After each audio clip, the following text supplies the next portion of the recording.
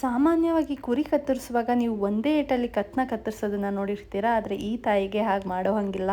Hello everyone, welcome back to my vlog. So ಬಂದಮ್ಮನ ಹಬ್ಬದ್ದು ಇದು ಪಾರ್ಟ್ 2. ಪಾರ್ಟ್ 1 ಯಾರೆಲ್ಲ ನೋಡಿಲ್ಲ ಅದನ್ನ ನೋಡ್ಕೊಂಡು ಬನ್ನಿ. ವಿಡಿಯೋ ಅಲ್ಲಿ ಹೇಳಿದ್ದೆ ನಾನು ತಾಯಿ ಮೂರ್ತಿಯನ್ನ ಮಣ್ಣಿಂದ ಮಾಡ್ತಾರೆ ಅಂತ. ಇದು ಮಣ್ಣಿನ ಮೂರ್ತಿ. ಇಷ್ಟು ವರ್ಷಗಳ ಕಾಲ ನನಗೂ ಕೂಡ ನೋಡಕ್ ಸಿಕ್ಕಿರಲಿಲ್ಲ. ಇದೇ ಮೊದಲನೇ ಬಾರಿಗೆ ನಾನು ಕೂಡ ನೋಡ್ತಿರುವಂತದ್ದು. ತಾಯಿಯನ್ನ ಮಾರಮ್ಮನ ಗುಡಿಗೆ ಸೇರಿಸಿ ತಾವು ತಂದಿರುವಂತ ಜ್ಯೂಸ್ನ ಎಲ್ಲರಿಗೂ ಹಂಚಿ ಅದಾದ್ಮೇಲೆ ತಾಯಿಗೆ ತಂಬೆಟ್ಟಿನ ಆರತಿನ ತಗೊಂಡು ಹೋಗುವಂಥದ್ದು. ಅದ ನಂತರ ಪೂಜೆ ಕೂಡ ಮಾಡುವಂಥದ್ದು. ಈ ಹಬ್ಬ ನಮಗೆ ಯುಗಾದಿ ಮರುದಿನ ಬರೋದ್ರಿಂದ ನಮಗೆ ಬಂದಮ್ಮನ ಹಬ್ಬ ಮತ್ತೆ ಹೊಸದೊಡ್ಕು ಎರಡನ್ನೂ ಒಟ್ಟಿಗೆನೆ ಮಾಡ್ತೀವಿ. ಪೂಜೆ ಎಲ್ಲ ಆದ್ಮೇಲೆ ದೇವರಿಗೆ ಬಲಿ ಕೊಡೋದು ಶುರುವಾಗುತ್ತೆ. ಈ ಬಲಿ ಕೊಡೋದ್ರಲ್ಲೂ ಕೂಡ ತುಂಬಾನೇ ವಿಶೇಷತೆ ಇದೆ. ಮೊದಲೆಲ್ಲ ದೇವರಿಗೆ ಪ್ರಸಾದ ಅಂತ ಬರೀ ಬಿಳಿ ಪದಾರ್ಥವನ್ನೇ ಕೊಡ್ತಿದ್ರಂತೆ, ಮೊಸರನ್ನ, ಅನ್ನ, ಇಡ್ಲಿ ಈ ತರದ್ದು.